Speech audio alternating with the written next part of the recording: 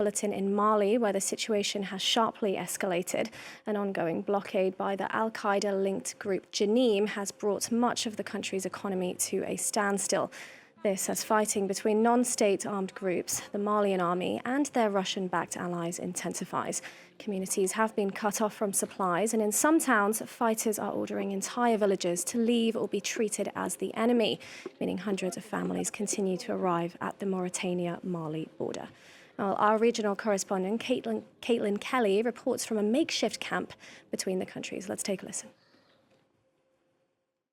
Just a few kilometres from here lies extremist-held territory, where fighting between the Malian army, its Russian allies and armed groups has intensified in recent weeks. And now here on the Malian border with Mauritania, hundreds of refugees are fleeing the violence.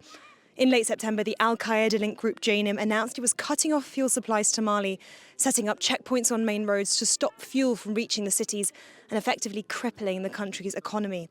Around 20 kilometres from this point on the border, in villages like Lere, family describe living under blockade with food and supplies cut off by the group. Refugees I've spoken to say JNIM ordered entire villages to leave, giving residents just a couple of days to leave or face life under their rule or even death.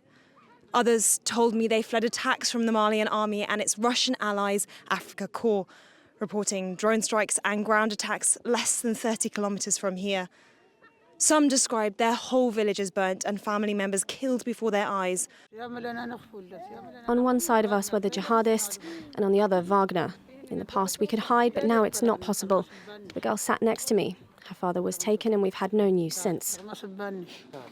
We hate Wagner for coming into our country, for slaughtering us on our own land without having done anything to deserve it. In the past 2 weeks alone, more than 1,600 people have arrived here at this border point in Mauritania as the situation next door worsens, joining over 300,000 refugees already displaced into this region. We are all scared. Our souls are not at peace because we are dying every day. We saw we were in danger of dying, so we decided to leave. We left everything we owned behind, and we can't go back to recover any of it.